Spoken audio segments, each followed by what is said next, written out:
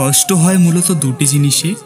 এক, কিছু হারালে, দুই, জীবনকে সেখান থেকে নতুন করে শুরু করতে। কষ্ট হলো সমুদ্রের মতো, এটা সর্বদাই প্রবাহিত হতে থাকে। কখনো এটা আসে শান্ত পানির মতো, আবার কখনো সাইক্লোনের মতো ঝড় নিয়ে। আপনার হৃদয় কত করুণভাবে ব্যতীত হয়েছে তা কখনো এই পৃথিবী দেখবে না। আপনার কষ্টের জন্য কখনো তা থেমে থাকবে না। যখন কাছের কেউ চলে যায় তখন পুরো পৃথিবীটাই শূন্য মনে হয়।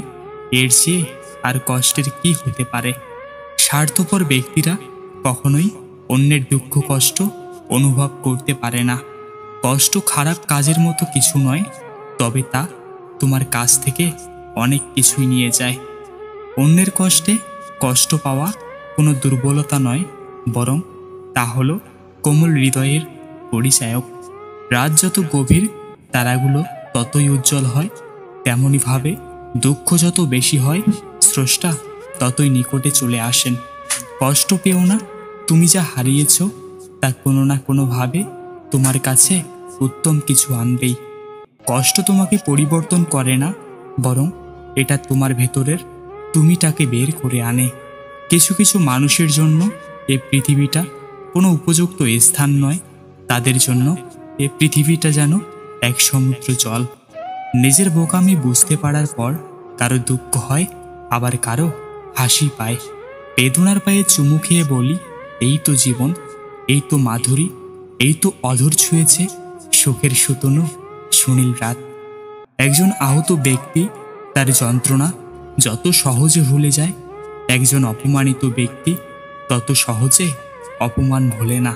প্রতিদিন কিছু ইচ্ছেকে পুড়িয়ে মারি, প্রতিদিন কিছু ইচ্ছেকে পাঠাই নির্বাসনে। ভালোবাসা কি ভীষণ প্রতারক, হৃদয় ভেঙেছে যার সেই জানে। সব কিছুকে একটি নির্দিষ্ট সংজ্ঞায় সংজ্ঞায়িত করা যায়, কিন্তু কষ্টকে কোনো নির্দিষ্ট সংজ্ঞায় ফেলা যায় না। কারণ কষ্ট এমন এক জিনিস যা ব্যক্তি থেকে ব্যক্তি ভিন্ন হয়। যারা নিজেকে নিয়ে ব্যস্ত থাকে তারা কখনো অন্যের দুঃখ কষ্টকে উপলব্ধি করতে পারে না। দুঃখ মানুষের জীবনের একটি ব্যক্তিগত গান, যা মানুষ নিজে ছাড়া অন্য কেউ শোনে না।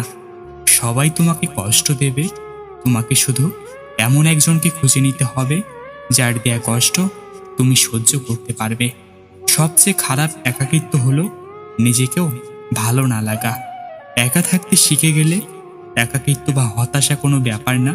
হয়তো সাময়িক কষ্ট পাবেন, কিন্তু আপনি ভালো থাকবেন। একা থাকা অনেক ভালো, কারণ একাকিত্ব কখনো বিশ্বাসঘাতকতা করে না।